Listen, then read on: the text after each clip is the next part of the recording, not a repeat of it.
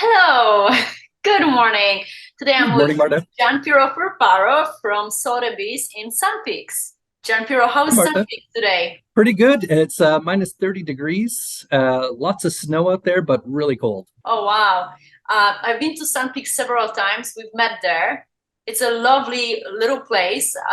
When I was going to Sunpeaks, I never heard about Sunpeaks before. Like people talk about Whistler, right? It's like a hidden gem. It is. It's one of Canada's fastest growing communities. It's got the second most skiable terrain. We get ski teams coming from Europe and from the States that come in on a regular, where we've conditioned the hill for them. One of the cool things about Sun Peaks that's little known is that in its early days of development, they had landscaped all the runs. So it allows us to open up about a month earlier and close about a month later. So it gives us an extended potential of ski time. Which is great. And plus the proximity to the airport being only 40 minutes away, and the confidence that we've had in our market over the last 3 years has really put us on the map. In fact, our typical feeder markets pre-COVID was Washington State, New Zealand, Australia, Germany, and England, and we had some Canadians. But once COVID hit, our market drastically changed to 85% of our buyers coming in from Lower Mainland. And then we have the remaining amounts that came from the Golden Horseshoe in Ontario, a little bit from Calgary. Quebec is starting to look at us now as a destination. And it's been a phenomenal last 3 years, all things considered, of course. In terms of real estate, it's been great. So I was actually in Sun Peaks when they announced the first closure because of COVID. It was Yes. was it like March break, I think, right? And Yep. we're sitting in Sun Peaks and watching the news, and the paranoia is slowly, covering Europe, United States, and we're like sitting there like, are we coming back? Maybe it's better if we stay here and don't go back. So I But what remember, was yeah, that's how I remember COVID started.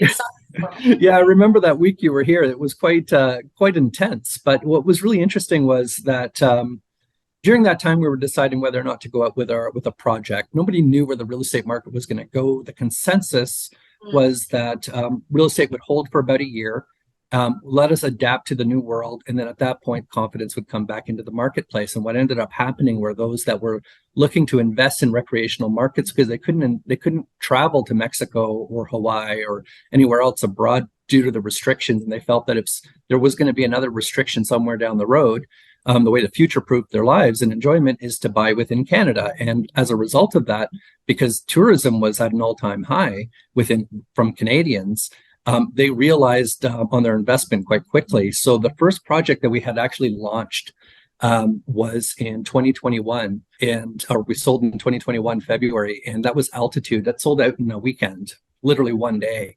But it took us. And then, based on that confidence, and there was about 40 units, mixed townhouses and sixplexes with 3 bedrooms and 2 bedrooms.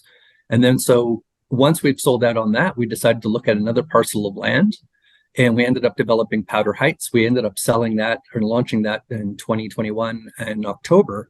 And then that sold out 30 doors in 3 months, which was a collection of sixplexes with 3 bedrooms and 2 bedrooms. And now we find ourselves in a new market and also with a new type of product. And what's exciting about that is it's something that most developers typically shy away from, especially in challenged economic environments. And one of which was when we were having these discussions, and they're quite involved because you need to have the ski resort, the developers, the municipality, and then also some real estate alignment to make sure that it kind of fits with the overall development plan for the municipality. And so I had suggested, and a few other people had voiced it as well too, that what we should be looking at is something more luxurious, with more livable space, prime location, and a step up from the average build of just looking through the lens of investment. That because this, although zoned for tourist accommodation, can also accommodate those that want to live and work here. And so what they ended up doing was creating this beautiful project where we've increased our sizes for the similar 2 projects that were previously mentioned by about 40% for the same style of unit. So they're quite monstrous in terms of size and accommodation, and the views are absolutely spectacular, straight valley views. If you don't know Sun Peaks is called Sun Peaks because we get a lot of sun, and we get a lot of precipitation as well too. But the way that the valley is shaped is that the valley kind of aligns with the trajectory of the sun. So we tend to have a lot more sunny days than most mountain resorts do, where the mountain usually obscures the sun some part after the afternoon. We kind of get it for the full day. And so if you were to look at this project, and as we talk further about it, every single one of these units will have an unobstructed, gorgeous view looking west, giving you sunshine from late morning to the evening. Well, I'm looking at the some of the visuals that you sent me, and they look amazing. It's definitely a livable space. I mean, you can comfortably live there.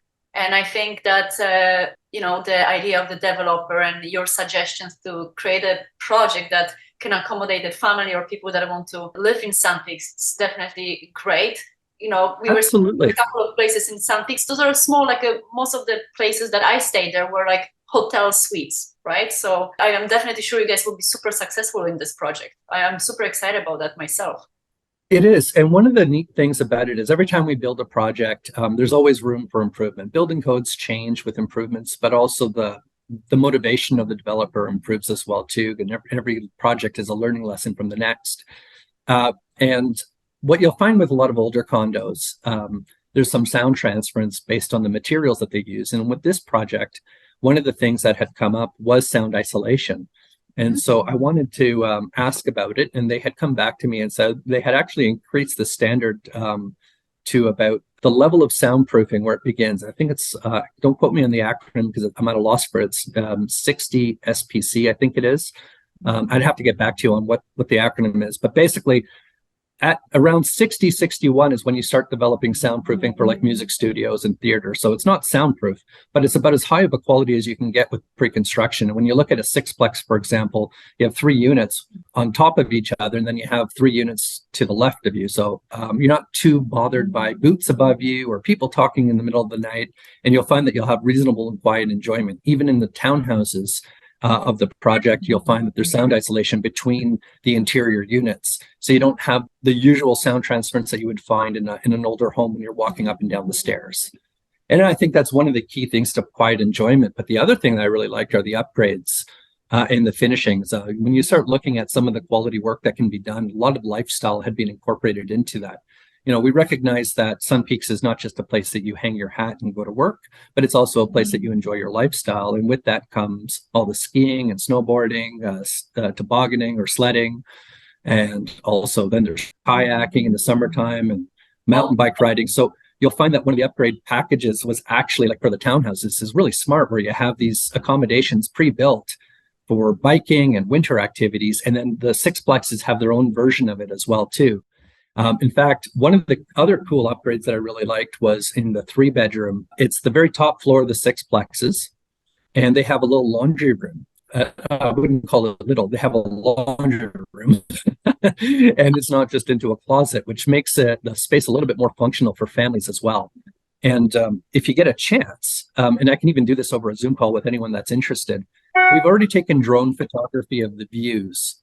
And we were staking out each of the buildings so that people can get a sense of proximity to the road, to the skiways, in relation to each other building. But the way, because it's built on the building, you're going to have the townhouses up here and the sixplexes down here, and the view is facing westwardly.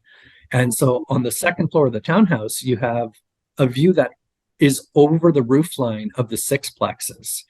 And to me, that's one of the most important factors. In fact, we even added a balcony to the front view as well, too, because you can sit there and enjoy your evening coffees or discussions or whatnot, and then enjoy the hot tub and the barbecue in the backyard or ski into the backyard.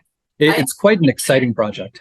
Yeah, I'm looking at the map. So you mean the sixplexes will be at the bottom and then higher will be the townhouses, right? Yeah, because the mountain is built on a slope. So the townhouses sit up here, and then the sixplex is just a little bit down. The road is level, but the grade is different. No, beautiful. What is great is that when I look at the location on a map, it's farther from the actual resort, which I like because it gives you more privacy. And is it like at the end of the road? It's almost at the end. In fact, this is something I would do with anyone that was interested, is to go through the development plan for Sun Peaks, because we're about 37% through the entire project. We got another 30 years in front of us to develop the land, and it's heading into that valley where Switchback starts. The entire village is 7 kilometers from end to end. That's from the very entrance to the end of the road. And so you're looking at about 2.5, 3 kilometers basically distance between the main village, but everything is connected because we're a mid-elevation village. It's not like some of the other ski resorts where you have to walk for an hour or 45 minutes and then wait in line for an hour. In fact, our lift lines are less than 5 minutes or so across the board, except for the busy days, or like Christmas Day might have, 10-minute wait.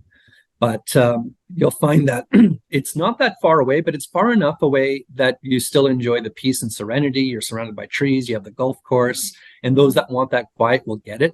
But also those that want proximity to the village, it's really not that far. Besides, everyone that comes here is living in a lifestyle resort, and they're very much accustomed to like riding their bikes or walking or skiing even. You can just push yourself to the chairlift from there. It's not too far of a stretch. And it's easier to do it. And sometimes when people come, or what we can do is also video calls to kind of give a sense of that space, because you can look at it on the plan and make sense of it. But once you actually see it in person or through video, then everything kind of connects itself and you realize you're not even that far away from anything. In fact, nobody feels that far away. There's a preference to move there. In 2019, what we had was the Orient chairlift was installed. And again, I would have to show you where this is on the map in proximity to the to Switchback Creek. But that chairlift was fundamental in changing the values and perception, because now it truly is skiable. When you come out of your condo, you can slide your way down to the chairlift and get on within reasonable time versus having to walk 2 kilometers or 2.5 kilometers to the village center where the next chair is. So that made all the difference for everybody. And so at this point, it's probably the best piece of real estate that Sunpeaks will ever have in terms of view and quality. In fact, there's only 2 condos that are highly sought after, and those are Bridgegate and Village Walk. Both are older and both have excellent floor plans, beautifully designed and built. This is like the byproduct of the 2 projects. We took all the best things that we can think of from those projects and some of the newer ones that we put together, and then they decided to come up with Switchback Creek. I just want to, I'm glad you mentioned about the ski out access, because I look at the map here, and it seems that you slide down and go, you can either reach Morrissey Express or Orient chairlift, right? That is correct. Yeah, you'll find yourself right in the middle. Both chairlifts service 2 different mountains. So I can go. And exactly. And so it's only a few minutes to go down there, and skis, it's easy. With snowboards like myself, you have to give it a little bit of a push, but it's not that. It's actually quite fun. And it opens up some of the best parts of the mountain too, which is Morrissey. It's one of the lesser known mountains that people tend to gravitate towards the main mountain, Mount Todd. But once you've been here long enough and you start skiing Morrissey, you realize that some of the best snow conditions that you can get. Really? You do Morrissey? Yeah. I probably shouldn't have said this on video because it actually is our hidden secret. So it's for the locals, right? Yeah. What I wanted to ask you is, so how many units in total we have at the Switchback Creek? So right now we have about 24 units on MLS. It's a 3-phase project. We're looking at 84 doors in total. It's self-funded by the developer, who is also the ski corporation. And one of the things that means is that usually when the development comes out, the banks need to fund it. So there's a condition on financing and permits. And that's pretty standard with any kind of pre-construction. In this particular case, we're foregoing that because we're self-funding it. And that means that around this time, we should be getting our permits, but we probably won't have everything locked in until February. And that's just an estimate. But based on previous timelines, we kind of feel like that's what would trigger the next step of the development. So if somebody were to purchase, and then maybe I should talk a little bit about the offer format itself, is that usually when you have pre-construction, you have phased in deposits. You pay a little bit with the offer, you pay a little bit on the first condition being fulfilled, and then you pay a little bit on closing. With Switchback Creek, it's 25% total, 10% with the offer, 10% once the permits are done, which we're assuming could be around late February or so. And then 5% on lockup once the envelope of the building is mostly completed, and then they start to work on the interiors. And that whole span could take about a year and change. We're looking at building next year early in the spring start. We've already started clearing the land. The trees are gone. The elevations are being put together. The roadway's already in there. And so the major infrastructure is there. But the first completion, we're looking in 2024. And then the final part will be looking into 2025. Oh, that's very soon, actually. It is. It's quite soon. And it's one of those things that just works really well. The market's going to change. From the mortgage brokers that we've been speaking to, and I understand nobody has a crystal ball and no one can put out a clear path. We've seen interest rates rise, but it actually creates a great environment for investment, because if you're in a position to buy with a variable during this time, when the market does correct itself and the interest rates will drop at some point, and we're assuming that there always is a silver lining pending any kind of global catastrophe or economic downfall, these are cycles that we're used to seeing. And so when the market does correct itself in terms of interest rates, then you're going to find yourself in a very favorable position with an investment that you had purchased 2 years before. And with that in mind, when you start looking at pricing, one of the things that you need to be cognizant of is, one is you're investing into the future. The rates that we're selling at are not future market rates. They're actually based on current market rates with a bit of a discount. When you look at the price per square footage, that's the key indicator in terms of value.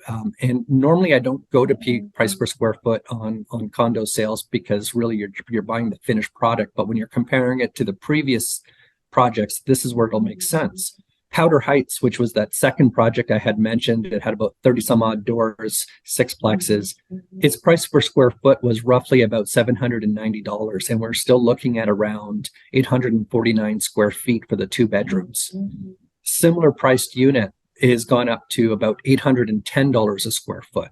So there's a marginal increase, and that's due to construction costs. And there's a bit of a discount applied, because what we're trying to do is we're trying to sell an entire project. We're not trying to capitalize on market value, true market value, on every single door that we're selling. So we recognize that people are speculating, and also we are speculating from the developer standpoint. But I can tell you about the developer. The corp is being solidly invested in the ski resort for approximately 14 years or so. They're owned by a subsidiary of Nippon Cable, and they're not going anywhere. They've put significant investments into different chairlifts. Like I said, they've landscaped the runs to make it easier to open and close during the seasons.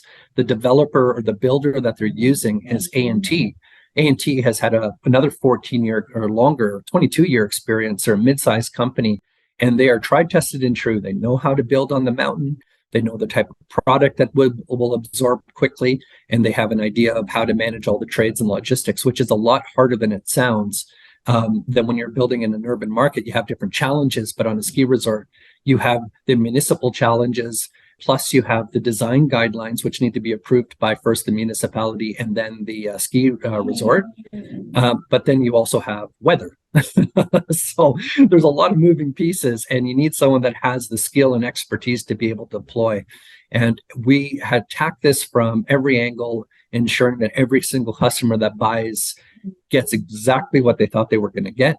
The customer service level is through the roof. We spend more time on deficiency walkthroughs. My office spends every month updating all of our buyers in terms of what's going on with the project, including videos, answering questions, handling the discussions on zoning and how that impacts your investment, GST, how that's going to be impacted, foreign ownership, some of the new regulations that are coming out in the new year, and the foreign owners buy needs to kind of be understood and also announced by the government, but those are going to have significant hurdles. And so we'd spend a significant amount of time just onboarding the person before they make a purchasing decision.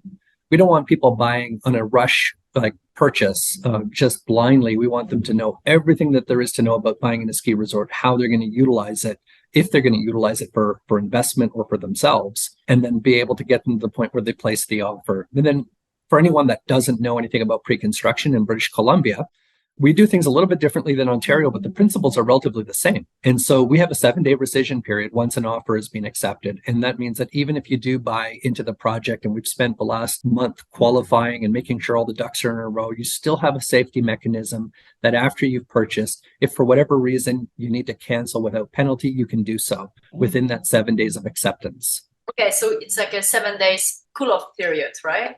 Yes. We have actually 10 days cool-off period. Yeah, it's a little different, but almost the same principle. But the goal is like we'd go through the development disclosure statement. And for those, I understand that some may have experience with this, but for the benefit of those that don't, the developer's disclosure statement is basically a legal document that completely describes the project from start to finish.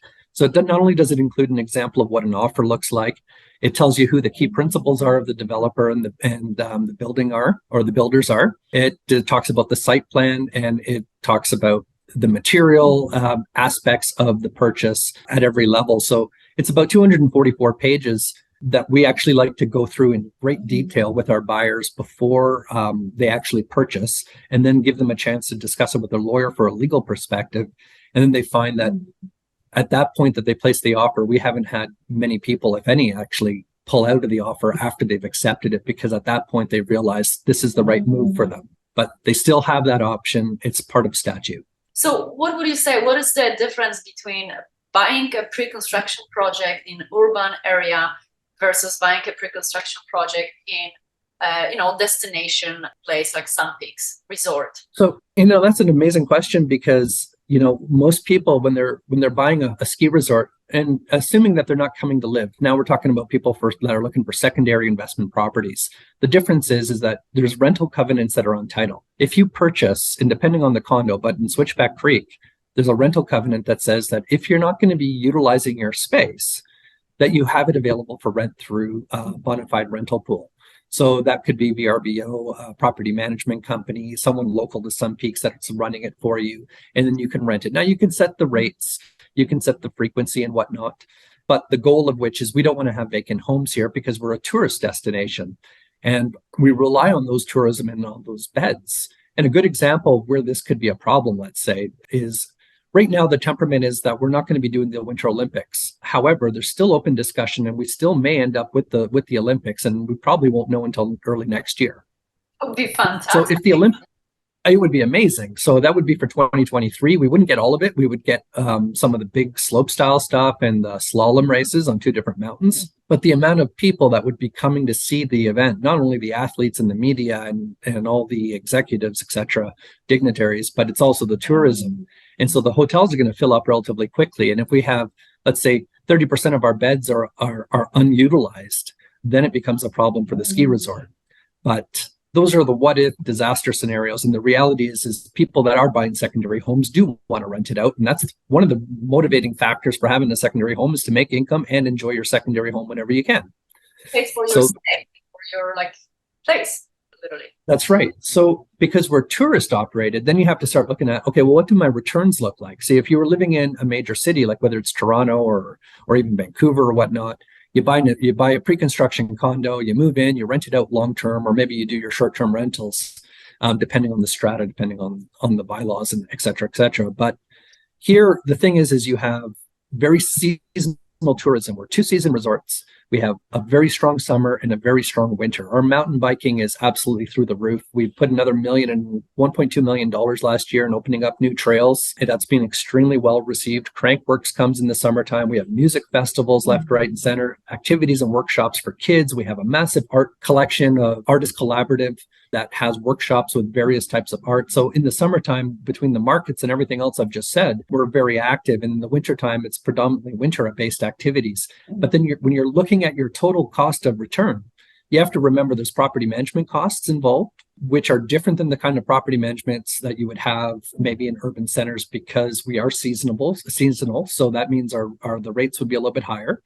They're usually around 30 to 40% of your gross income. And it just depends on the type of property management company you choose. There's about 20 of them in Sunpeaks. And depending on your location, you may want to go for full service. If you're going to be here frequently, maybe you're going to use someone that's less cut and dry, but they need to change over the sheets and the linens. And you're running a hotel, and people forget that. So there's going to be wear and tear on an annual basis in terms of various different things that you furnish your apartment with. And you want to keep that up because you want the repeat business to come every year to rent your place.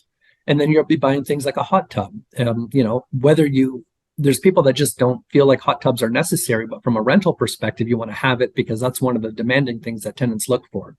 Yes. But we also have like a mountain resort association. If you live in Sunpeaks, everybody pays a fee. If you're own an investment, you pay a little bit higher, but it's roughly for the investors around $375 per bedroom per year, billed quarterly. And 100% of those funds go to the tourism office, which promotes Sunpeaks. Again, we live in a resort destination. Your income is based on our ability to do tourism. So we work together between the ski corporation, the municipality, homeowners, and myself at the real estate brokerage to kind of get all these pieces together. So it is significantly different. Yeah, so it's interesting. So it's Sunpeaks Tourism Association. That is correct. And it's about, you said 300, 400 per bedroom per quarter. About 375 per bedroom per year. There's an actual matrix that's offered by the tourism office. When we start going into the discovery and due diligence of anyone, we get them connected with them. We look at get them to get an accurate price from them. But that's roughly what it works out to. Okay, so it's about 1,600 a year for like a one bedroom, someone owns one bedroom unit. $375 for a one bedroom per year. And what are the maintenance fees for Switchback Creek? Do we know? So they're around 500, depending on the size of the unit, they're floating around $500. And you'll find one of the differences, especially if you're coming from Toronto, you're used to like a strata or a condominium that has a whole bunch of amenities. The amenities that we have in Sun Peaks is the mountain itself. So the strata fees predominantly make up a portion of just having a strata management company manage the complex, the day-to-day operational stuff, but snow removal and strata insurance are the two big ones, and that's what accommodates most of the maintenance fees. And what's very similar to any kind of project that you would buy into is all the maintenance fees that you see in the disclosure statements are estimated, best guess. Now they're developed by CML, who's been contracted to be the strata management company for Switchback Creek. They have market share in Sun Peaks. They have a very strong and long history in strata management. So they're pretty much one of the best options that we can get that are local to us in terms of managing a strata. So I trust the numbers that they give us.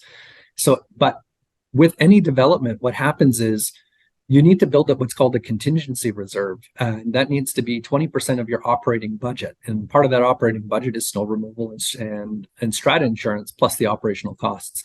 But as those prices fluctuate, depending on the year, as contracts go up and insurance goes up, then the maintenance fees will go up as well too. And at some point, the developer puts in about 5%, the buyer puts in 5% on the first year, and then it slowly gets padded upwards until there's about a 20% of the operating budget in place. And at that point, it normalizes. But those are one of the things that when people are looking at future costs and how things are going to go, it may or may not come to pass, but you still need to have a healthy amount of your contingency reserve because you need to budget for unplanned expenses so you avoid the risk of having a special levy or special assessment against every owner. So proper planning prevents poor performance. This is exactly how they attack it.